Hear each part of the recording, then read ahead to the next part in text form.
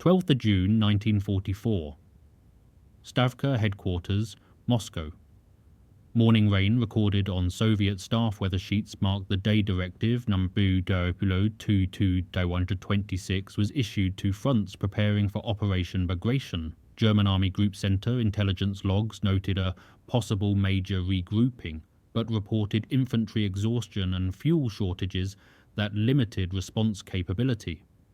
Across the Polish-Belarusian sectors, Wehrmacht defensive records confirm approximately 800,000 men, 9,500 guns, and 553 tanks positioned against a concentration the Germans had not yet fully measured. Soviet front reports, declassified decades later, documented 2.3 million personnel, 5,800 tanks and assault guns, over 30,000 artillery pieces, and 5,300 aircraft.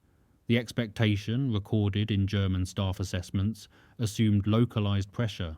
Reality, preserved in loss reports filed through July, would document the destruction of an entire army group. Archive footage shows dimly lit map rooms, oil lamps illuminating sector boundaries, railway manifests stacked on planning tables. For staff officers on both sides, it became the earliest sign that the front was shifting. Railway logs recorded thousands of wagons moving fuel and ammunition toward the front line throughout mid-June. Soviet operational planning documents, preserved in military archives, show meticulous coordination across 4 fronts: 1st Baltic, 1st, 2nd and 3rd Belarusian.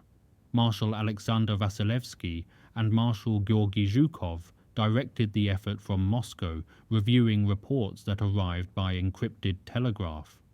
Field Marshal Ernst Busch commanded Army Group Center from his headquarters, relying on assessments that consistently underestimated Soviet strength.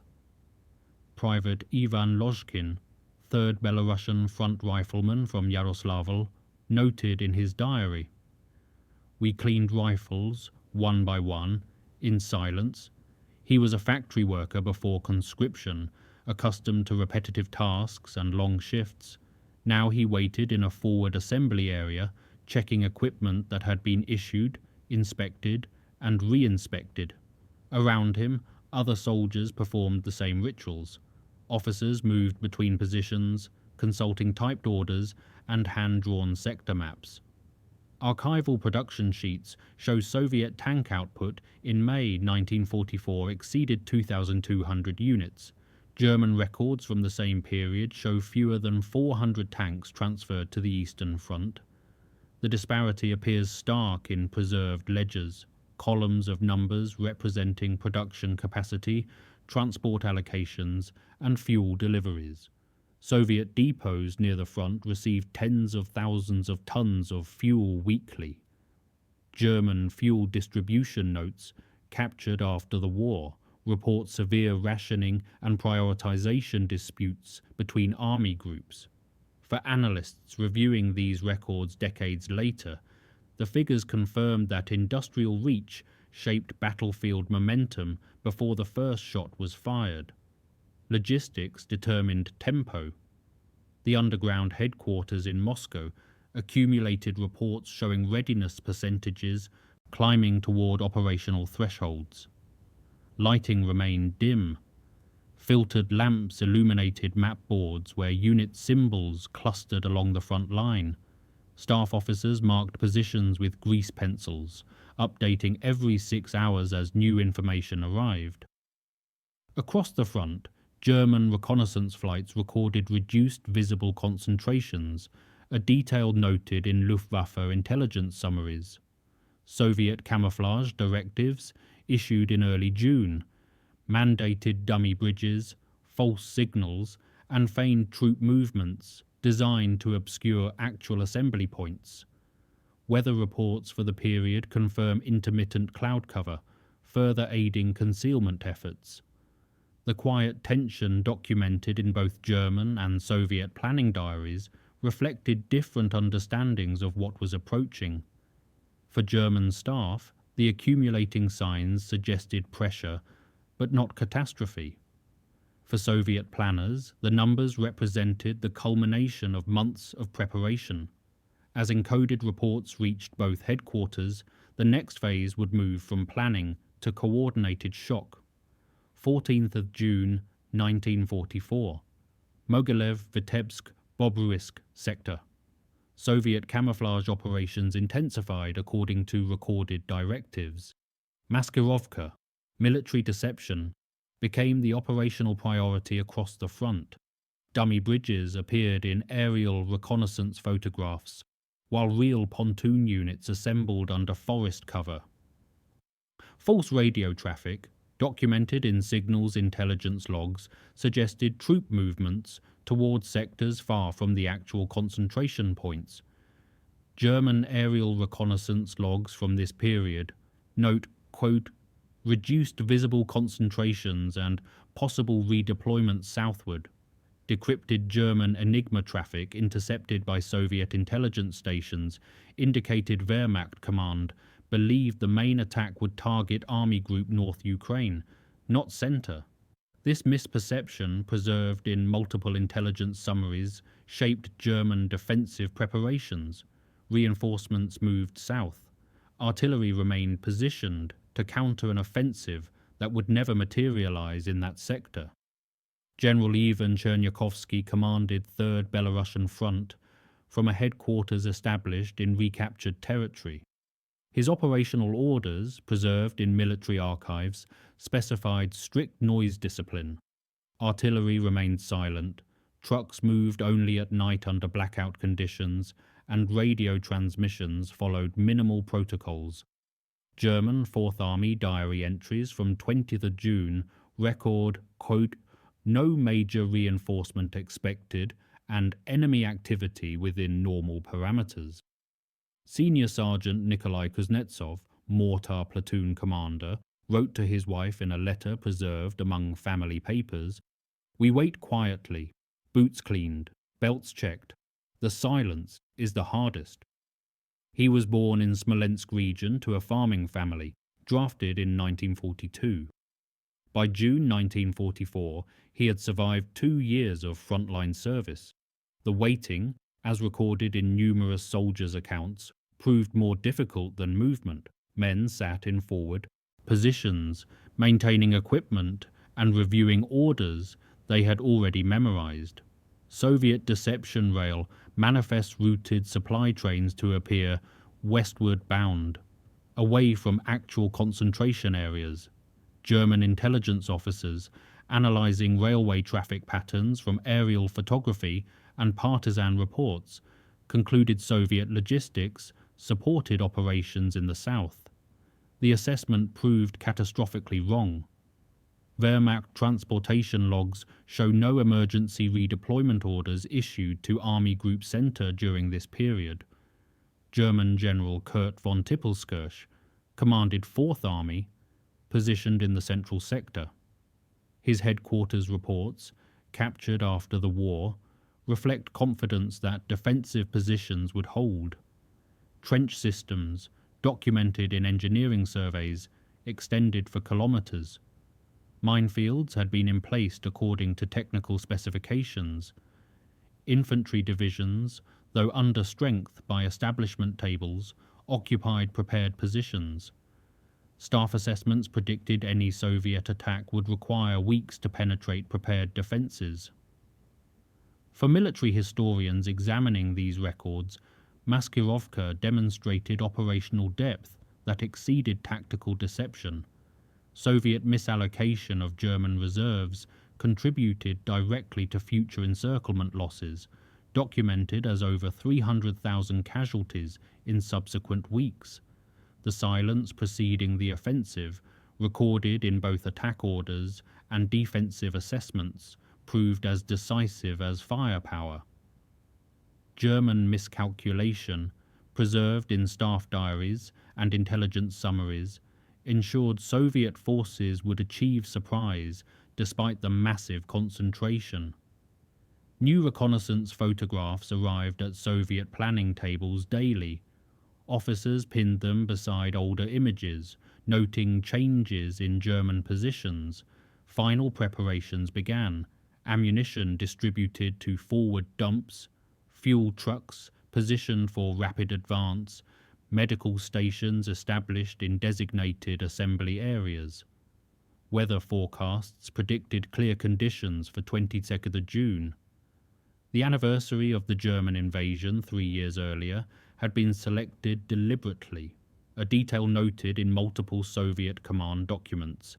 22nd June 1944, 0300 hours, Belarusian frontline. Dawn mist recorded in meteorological reports covered forward positions as Soviet artillery crews made final preparations. Artillery tables, preserved in fire control documentation, list gun densities exceeding 200 pieces per kilometre on key breakthrough sectors. Soviet operational orders timed the barrage to commence at 400 hours, coordinated across hundreds of kilometres of front. Marshal Konstantin Rokossovsky commanded 1st Belarusian Front from a headquarters positioned to observe the opening phase. His operational plan, debated at Stavka and ultimately approved, called for simultaneous pressure across multiple axes to prevent German reserves from concentrating. At precisely 0400 hours, Soviet guns opened fire. Duration logged in artillery journals, approximately 2 hours of sustained bombardment. German field telegraph logs report severed lines, heavy shock, infantry unable to raise heads. Gefreiter Otto Fritzsche, 134th Infantry Division, wrote in a diary fragment, recovered post-war, "The earth shakes without pause, bunker timbers crack, dust fills lungs, cannot hear orders." His position, marked on captured German trench maps, lay directly in the path of the main assault. By mid-morning, his unit's combat strength had fallen to 40%, according to divisional records. Private Loshkin noted in his diary entry for that day, "Ears rang, dust everywhere. Whistle blew, we moved forward." He advanced with his rifle platoon across ground churned by artillery fire. Crater density, documented in post-battle engineering surveys, exceeded 5 per 10 metre square in some sectors. Soviet forward observers recorded precise correction instructions, adjusting fire based on visual confirmation of impacts. German counter-battery response, noted in artillery logs, remained limited due to ammunition shortages documented in supply reports. Soviet logistics preparations proved decisive. Ammunition stockpiles, recorded in quartermaster ledgers, reached 200,000 tons near forward positions. German defensive stocks, by contrast, showed critical shortages in after-action reports. Wehrmacht ammunition distribution orders from this period emphasized conservation. Some sectors limited to 10-20 artillery rounds per gun per day. The density of fire, calculated from preserved firing tables and ammunition expenditure reports, represented industrial capacity translated directly into battlefield effect. Each ton of shells moved forward required trucks, fuel, and organized supply lines extending hundreds of kilometers to factories in the Urals. Soviet production records show continuous output. Shells manufactured in Sverdlovsk reached Belarusian forests within weeks. German production, constrained by Allied bombing and resource shortages, could not match the accumulation. Infantry whistles, reported in multiple accounts, marked the advance at 0600 hours. Rifle divisions moved forward through smoke and dust, following creeping barrage schedules coordinated to the minute. German positions, shattered by sustained bombardment, offered fragmentary resistance. Radio logs document Soviet forward units reporting objectives secured ahead of schedule in several sectors. For officers monitoring the operation from command posts, the breakthrough proceeded according to plan. Map overlays showed advancing unit symbols, updated hourly as reports arrived. German defensive cohesion, recorded in intercepted radio traffic, deteriorated rapidly. Requests for reinforcements went unanswered. Reserves had been deployed elsewhere based on the deception operations preceding the offensive. The archive preserves no dramatic pronouncements from this day, only operational summaries typed on standard forms. Grid coordinates, casualty figures, ammunition expenditure, objectives secured. The earth shook, lines broke, formations advanced. Behind each number stood men like Lozhkin and Fritscher, experiencing bombardment from opposite sides of the same calculation. 23rd June 1944. Orsha and Vitebsk sectors, summer heat rising, dust recorded in Soviet motor transport logbooks as columns advanced along dirt roads. Armoured spearheads received breakthrough assignments according to operational orders preserved in front headquarters files. Tank brigades, positioned in assembly areas during the night, moved forward at dawn. German defensive positions, weakened by artillery preparation and infantry assault, faced mobile exploitation forces they could not contain. General Hovhannes Bagramian commanded 1st Baltic Front in operations encircling Vitebsk. His operational concept, documented in staff appreciations, called for rapid penetration, followed by immediate encirclement to prevent German withdrawal. German 3rd Panzer Army reports from 23rd June note, no reserves available, and flanks exposed. 6 German divisions defending Vitebsk found themselves surrounded within 48 hours, a development recorded in captured situation maps. Soviet tank brigades advanced 20 or 25 kilometers daily, according to movement logs. T-34 tanks, produced in factories from Gorky to Chelyabinsk, formed the backbone of mobile groups. Production records show monthly output exceeding 1,200 T-34 tanks during this period, a figure that sustained losses and enabled continuous offensive operations. German armoured reserves, by contrast, remained dispersed and under strength. Wehrmacht tank strength reports for Army Group Center in late June list fewer than 600 operational tanks, facing over 5,000 Soviet armoured vehicles. Lieutenant Sergei Petrov commanded a T-34 in the breakthrough exploitation. His combat report, preserved in unit archives, describes continuous movement. Turret hot from sun and gun firing, hands shaking from vibration, still moving forward, following smoke markers. He kept a photograph of his sister taped to the turret wall, a detail mentioned in a letter written 2 weeks later. The photograph survived. Petrov was wounded near Minsk in early July. German General Georg Hans Reinhardt commanded 3rd Panzer Army, defending the northern sector. His headquarters situation reports, transmitted by radio and later captured, document the deterioration. Unit boundaries collapsed, communications severed, supply lines cut, orders issued on 24 June to establish new defensive lines went unexecuted. The formations designated to hold them no longer existed as cohesive units. For military planners reviewing operational records, the breakthrough demonstrated Soviet mastery of combined arms warfare developed through 3 years of costly learning. Artillery preparation destroyed defensive coherence. Infantry assault secured penetrations. Mobile groups exploited before defenders could reorganize.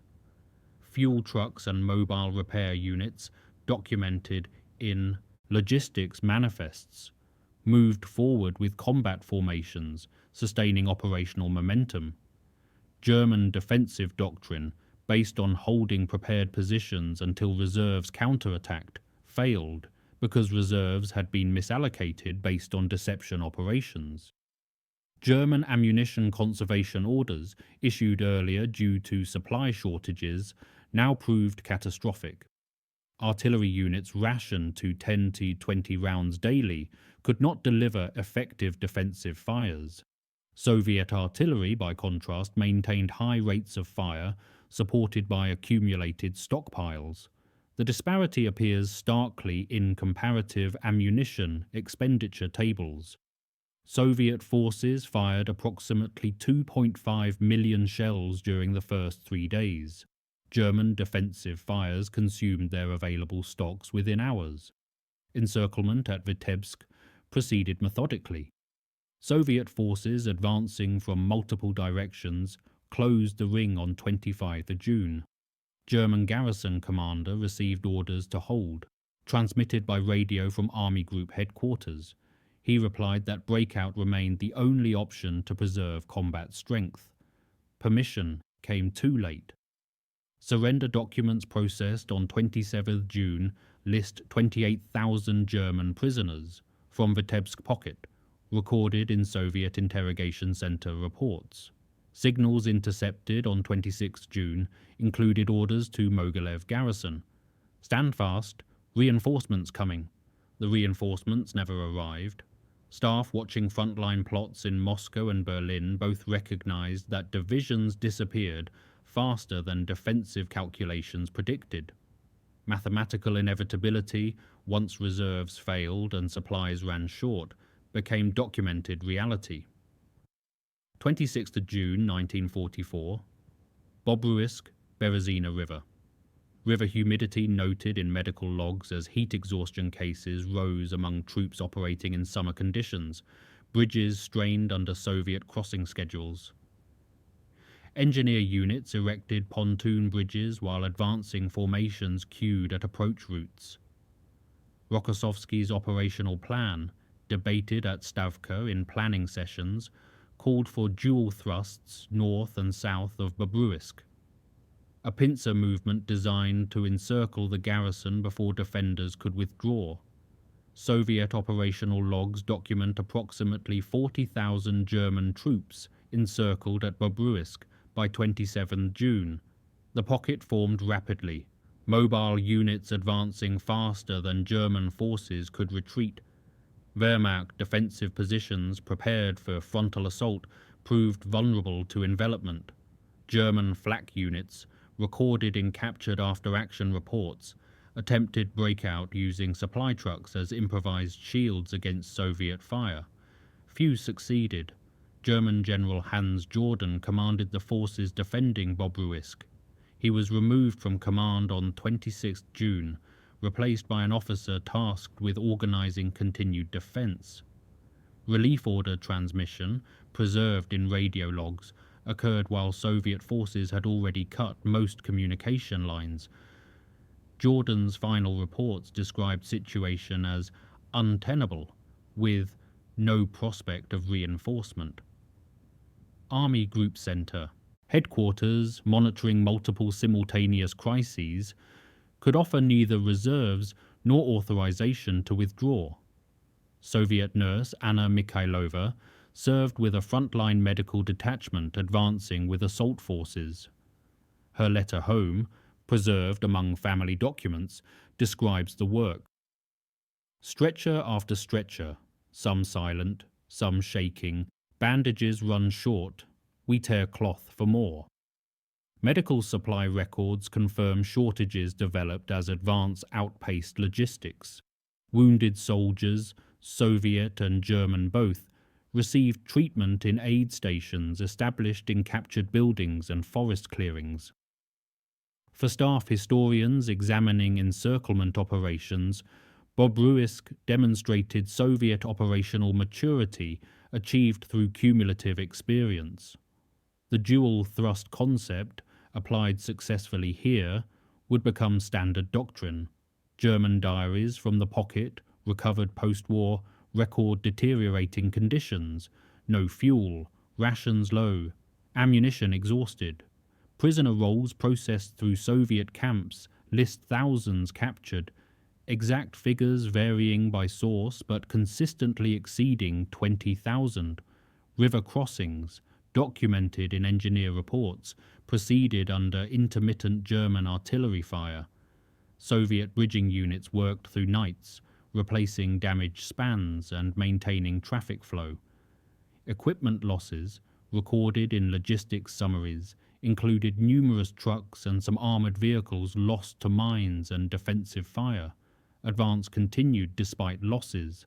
Operational momentum took priority over casualty avoidance in Soviet command decisions, documented in operational orders. The Berezina River, historically significant from Napoleon's 1812 retreat, appeared in Soviet operational terminology as a psychological marker. Crossing the Berezina in offensive operations reversed historical memory. Senior officers, educated in military history, recognized the symbolism, though operational orders remained purely tactical in language. For soldiers like Lozhkin, now advancing past Bobruisk's outskirts, the river meant another obstacle crossed, another town burning behind them. German combat strength reports for late June show catastrophic attrition. Divisions reduced to regimental size, regiments to battalion strength. Replacements could not reach forward units through disrupted supply lines. Training depots in Germany continued producing soldiers, but distance and Allied bombing made transfer to the Eastern Front increasingly difficult. Personnel records show replacement rates falling far below loss rates during Operation Bagration. Soviet supply columns, photographed by reconnaissance aircraft and visible in archival images, stretched for kilometers along advancing routes. Trucks carried ammunition, fuel, rations, and replacement equipment forward while evacuating wounded rearward. The logistics system, built through 3 years of refinement, functioned despite distances that would have been unmanageable in 1941. Road discipline enforced by military police units kept traffic moving. Repair units worked continuously, maintaining vehicle readiness rates documented in motor pool logs. The next axis pointed toward Minsk. Supply columns noted in transport manifests crossed repaired bridges advancing toward the Belarusian capital. For German defenders, the operational picture had become untenable. Encirclements forming, reserves absent, supply lines severed. For Soviet commanders, the plan proceeded ahead of schedule in most sectors. Orders issued for the next phase: maintain pressure, exploit success, prevent defensive consolidation. 30th June 1944, Minsk. Smoke recorded by reconnaissance photography covered portions of the city as Soviet forces approached from multiple directions. Urban combat reports detailed building-to-building pressure, with rifle units clearing defended structures while tanks provided direct fire support. German garrison ordered to hold faced encirclement as Soviet mobile groups bypassed the city and closed the ring to the west. General Ivan Chernyakovsky's forces advanced approximately 200 kilometers in 12 days, a rate documented in daily situation reports. The advance, supported by continuous logistics effort, maintained momentum that prevented German forces from establishing successive defensive lines. Fuel convoy manifests show daily forward extensions of supply points, moving with combat formations. Soviet KTB, Kriegstagebuch or War Diary, entries record fuel consumption rates and replenishment schedules that enabled sustained mobile operations. German records captured later confirm 127,000 troops encircled east of Minsk by early July.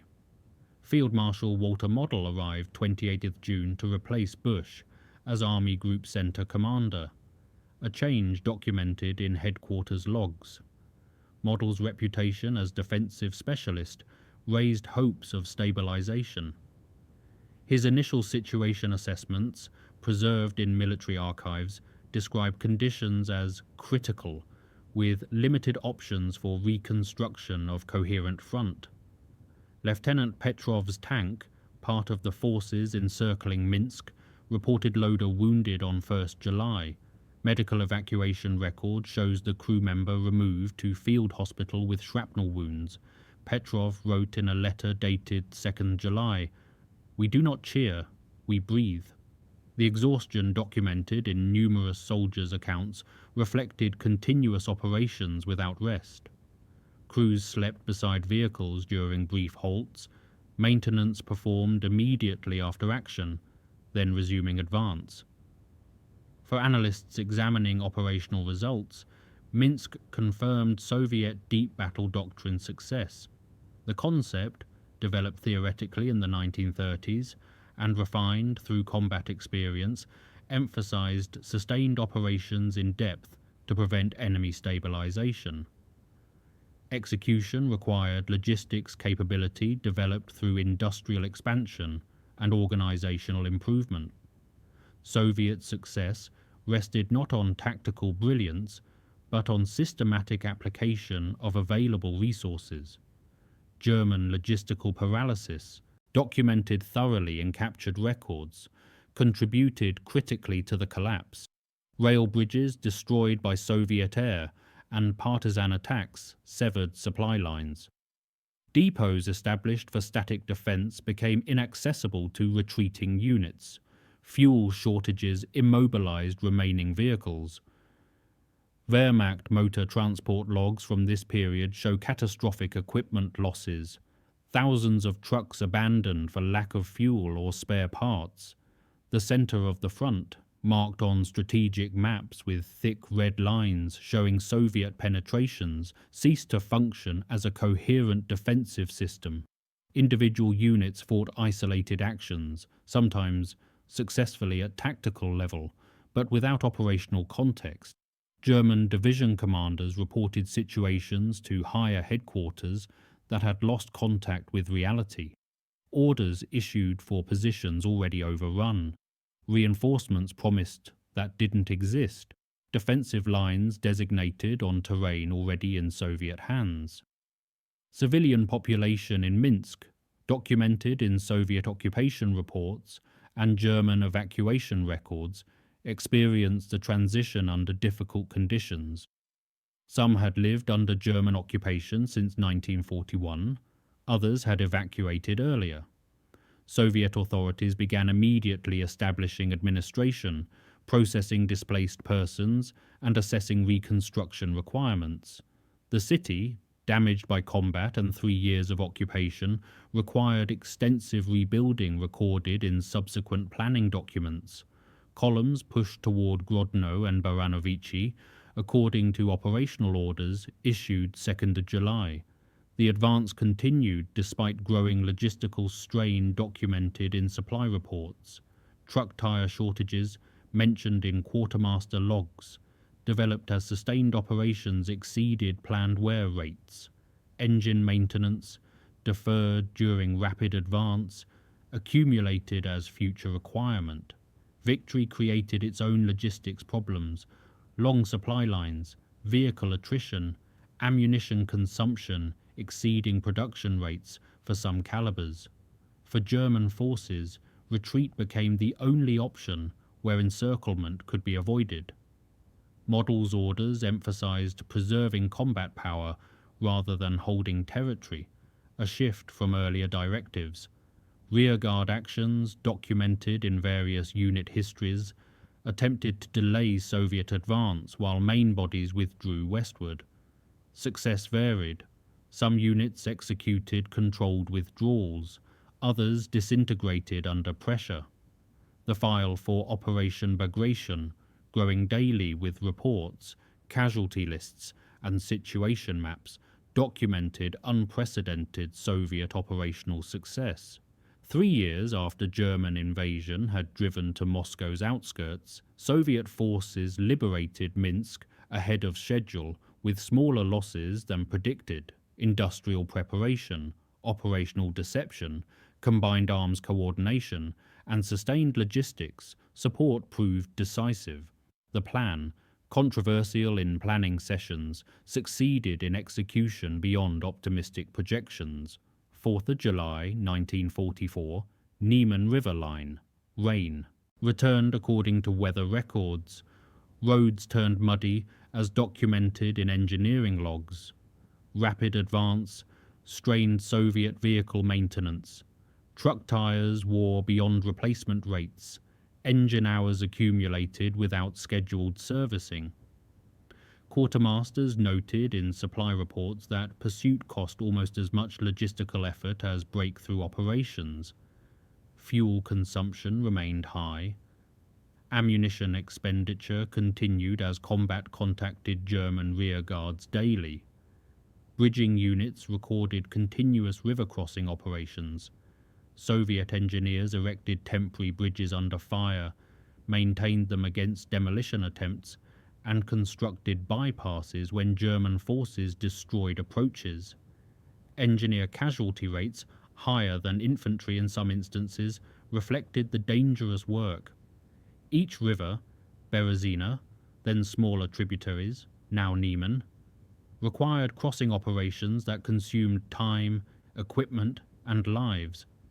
General Bagramyan's forces, advancing through northern sectors, encountered remaining German armour, committed piecemeal. Daily loss reports verify steady attrition. German tank strength reports show decreasing numbers without corresponding replacements arriving. Luftwaffe support, limited by fuel shortages and Allied air superiority, provided minimal assistance. Soviet air forces, operating from advanced airfields, captured and rapidly repaired, maintained pressure on German withdrawals. Soviet logistics manifests document fuel trucks traveling at night under blackout conditions, maintaining forward supply despite increasing distances. The supply line from railheads to forward units stretched longer daily. Traffic control reports show organized convoys moving both directions. Supplies forward, wounded rearward, damaged equipment to repair depots. The system functioned, but approached capacity limits acknowledged in quartermaster assessments. Private Lozhkin recorded on 6th July, "We slept by engines, hands black with grease." His unit, advancing since 22nd June without substantial rest, showed fatigue documented in medical reports. Minor injuries not treated. Digestive problems from irregular rations. Exhaustion affecting combat effectiveness. Company strength reports indicate steady attrition from all causes: combat casualties, accidents, illness, soldiers unable to continue. Replacement drafts arrived irregularly, often undertrained compared to veterans they joined. A family telegram sent to Lozhkin went undelivered during the advance, returned months later marked "addressee unavailable." His mother, waiting in Yaroslavl, received notification of his survival only after operations concluded. The postal system, overwhelmed by wartime volumes and disrupted by military movements, functioned imperfectly. Letters arrived weeks or months late. Some never arrived. German remnants of 5th Panzer Division, tracked in Soviet intelligence reports, attempted to delay advancing forces through rearguard actions. Combat reports describe small-scale engagements, Soviet reconnaissance, encountering German positions, brief firefights, German withdrawal before encirclement. The pattern repeated daily. German tactical skill remained evident in these actions, but operational context, surrounded, outnumbered, undersupplied, predetermined outcomes. German retreat documentation emphasizes shortages across all categories. Horse-drawn transport, still standard for much Wehrmacht logistics, suffered from lack of fodder. Horses died or were abandoned. Motor vehicles lacking fuel were destroyed to prevent capture. Artillery pieces without ammunition or prime movers were spiked and left. Personnel records show units losing coherence, soldiers separated from parent formations, ad hoc groups forming under available officers, administrative tracking impossible. Soviet pursuit demonstrated operational endurance built through systematic preparation. Fuel receipts logged thousands of tons delivered daily. Ammunition stocks, though depleted in some calibers, remained adequate for continued operations. Ration distribution, while irregular at forward positions ensured soldiers received something. Medical evacuation functioned. Wounded reached aid stations, then field hospitals, then rear area facilities according to severity. The system, imperfect and strained, nonetheless sustained the advance. For commanders monitoring progress, the pursuit validated planning assumptions. German forces, defeated in initial battles and unable to establish successive defensive lines, retreated steadily westward. Soviet forces maintained contact, preventing consolidation. The operational art, as Soviet doctrine termed it, required maintaining pressure across multiple axes simultaneously. Execution demanded logistics and coordination that previous Red Army operations had lacked. By July 1944, both existed. Next targets, Lida and Vilnius. Operational orders issued 8th July designated these objectives for continuation of the offensive. Staff officers studied maps showing approaches, defensive terrain, likely German positions. Intelligence reports compiled from aerial reconnaissance, partisan contacts, and radio intercepts provided planning information. Logistics officers calculated fuel requirements, ammunition needs, and timeline for advance. The methodical process continued: analysis, orders, execution, assessment, next orders. Exhaustion affected both sides, documented differently. Soviet reports acknowledge fatigue but emphasize mission, accomplishment. German records describe units unable to function effectively, collapse of command structure, loss of cohesion. The difference reflected preparation, resources, and operational success. Advancing forces maintain morale better than defeated ones. Winners endure hardship more readily than losers experience the same conditions. 11th of July 1944. Vilnius. Urban fighting documented in sniper reports and combat summaries characterized the battle for the Lithuanian capital. Soviet forces encircled the city while German garrison attempted to hold street by street. Civilians sheltering in basements, described in multiple accounts, endured shortages of water and food. City infrastructure, damaged by combat and 3 years of occupation, functioned minimally. German 5th Panzer Division counterattacked from outside the encirclement, documented in unit war diaries. The attack, launched 12th of July, aimed to open escape corridor for trapped garrison. Soviet defensive positions absorbed the assault. Combat reports described tank engagements at close range, artillery duels, infantry assaults on prepared positions. The counterattack stalled after 2 days, casualties mounting without achieving breakthrough. German evacuation flights operated from Vilnius airfield under constant fire until runway damage forced cessation on the 13th of July. General Chernyakhovsky directed operations from headquarters established in recently captured territory. His operational orders emphasized rapid clearance to secure rear areas for continued advance. Street fighting methodically cleared German positions, block by block, building by building. Soviet casualty sheets show heavy losses, characteristic of urban combat. German defensive advantages, prepared positions, interior lines, structural cover, extracted their price. Soviet sapper Corporal Pavel Morozov wrote in a letter dated 12th of July, "Bricks falling, smoke in eyes, we move doorway to doorway." His engineer platoon cleared obstacles and booby traps ahead of assault infantry. A child's drawing, preserved in his pocket when he was wounded 14th of July, survived with him. The drawing, crude and faded, showed a house and son. Medical report notes shrapnel wounds to legs, evacuation to field hospital, recovery expected.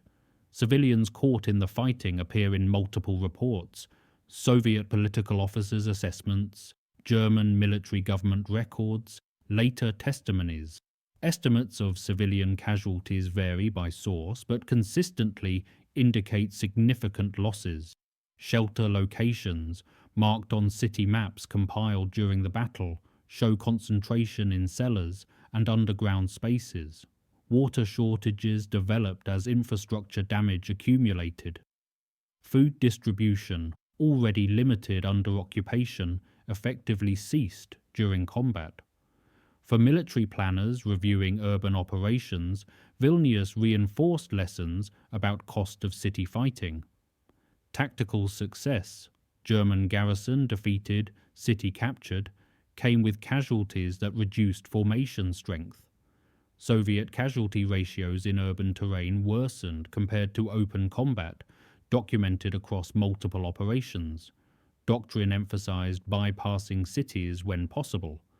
Operational necessity sometimes required direct assault despite the cost.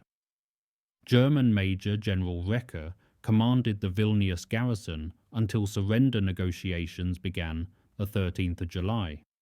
His situation reports, transmitted while communications functioned, described, quote, ammunition exhausted, casualties severe, position untenable.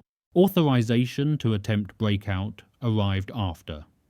Encirclement made it impractical. Surrender terms, documented in protocols signed 13th July, followed standard procedures. Officers retained sidearms initially, wounded treated, prisoners processed through Soviet camp system. Soviet artillery, supporting assault operations, fired at reduced rates compared to earlier battles.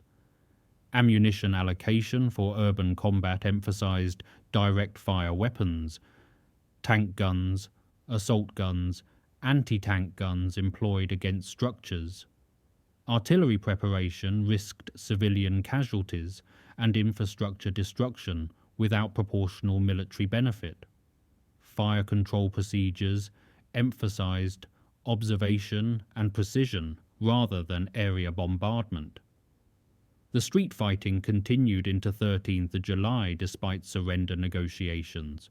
Not all German positions received withdrawal orders. Isolated groups fought until overrun or until ammunition exhausted. Soviet infantry, advancing through rubble and damaged buildings, faced defensive fire from positions difficult to locate and suppress. Combat reports describe slow progress measured in meters, not kilometers. Buildings changed hands multiple times as local counterattacks retook positions. By evening, 13th of July, organized German resistance ceased, according to Soviet operational summaries.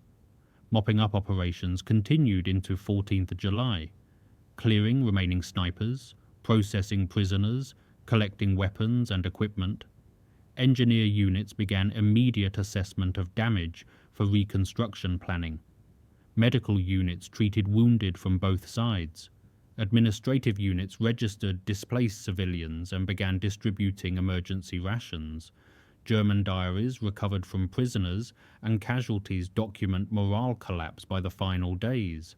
Officers noted no hope of relief and troops exhausted beyond functioning. Some entries describe ethical dilemmas, continuing resistance that cost lives versus surrender that might preserve subordinates. Command authority deteriorated as communications failed. Junior officers made decisions based on local conditions without higher guidance. Urban attrition reaffirmed Soviet willingness to accept cost for positional gains. Doctrine prioritized operational objectives.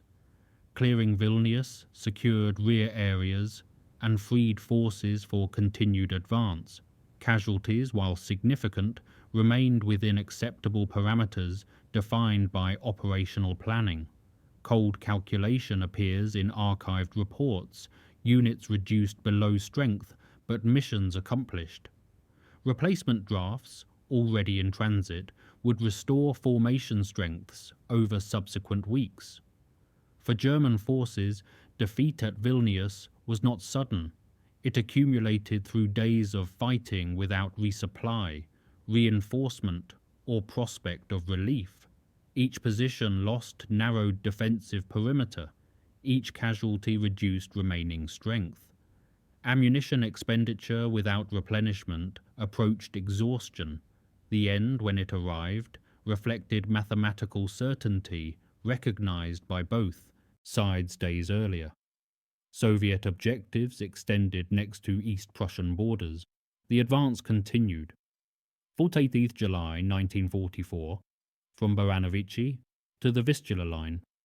Heat returned, dust noted in armoured maintenance logs as temperatures rose through summer.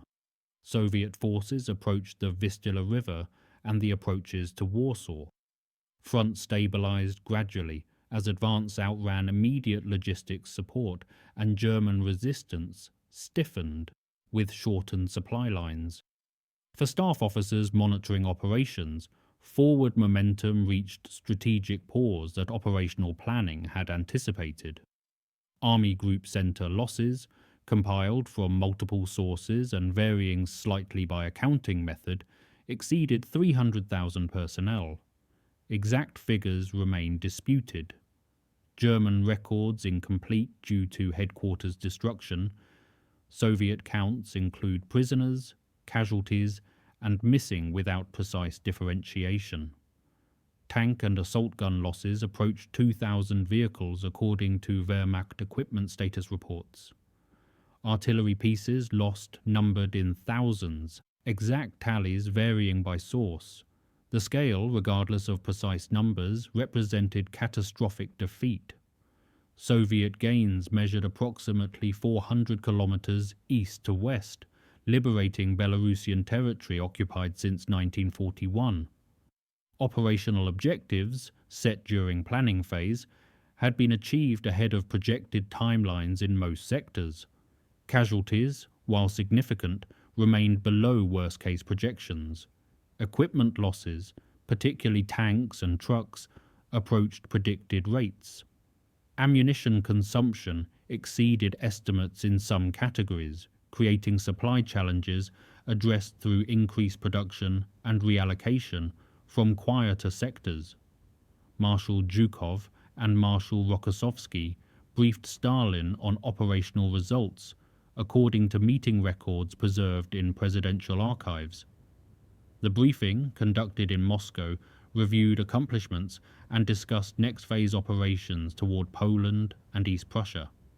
Strategic planning documents from this period show debate over priorities.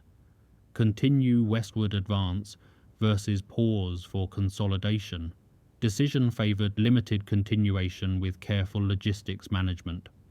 Field Marshal Model, commanding Army Group Centre's remnants, fought withdrawal actions attempting to preserve remaining combat power. His reports to OKW, Oberkommando der Wehrmacht, described situation as stabilizing, but acknowledged losses that would require months to replace. German replacement system, functioning under Allied bombing and resource shortages, could not quickly reconstitute destroyed divisions. Some units redesignated using survivors from multiple formations, others disbanded entirely with remnants absorbed elsewhere. Nurse Anna Mikhailova, still serving with her frontline medical unit, noted in late July, "Reduced medical stocks, tents collapsed after rain, we improvise." Medical logistics, strained by casualties and distances, functioned at reduced capability. Supplies reached forward units irregularly. Medical personnel treated wounded with available materials, improvising when necessary. Evacuation continued, but with delays. Field hospitals, overwhelmed periodically by casualty influxes, triaged according to severity and survival probability. Industrial follow-on orders, documented in production ministry records, addressed equipment replacement requirements. Tank factories received orders for increased output. Ammunition plants accelerated production schedules. Truck manufacturers prioritized military vehicles. The Soviet industrial system, operating at high tempo since 1942, maintained output levels that sustained continued offensive operations. Comparative production statistics show sustained Soviet advantage. monthly tank production alone exceeded total German Eastern Front tank strength by midsummer 1944. For analysts studying operational art, Bagration demonstrated integration of strategic deception, logistics preparation, combined arms tactics, and operational depth. Success required months of preparation, accumulating supplies, concentrating forces, developing deception plans, coordinating across multiple fronts. Execution demanded sustained effort, maintaining pressure despite casualties and exhaustion, keeping supply lines functioning over increasing distances, exploiting success before defenders stabilized. The operation validated Soviet military development from the disasters of 1941 to 42 through painful learning to operational competence by 1944. German military culture, documented in numerous post-war accounts and contemporary records, struggled to comprehend the scale of defeat. Army Group Center, a formation of multiple field armies, effectively ceased to exist.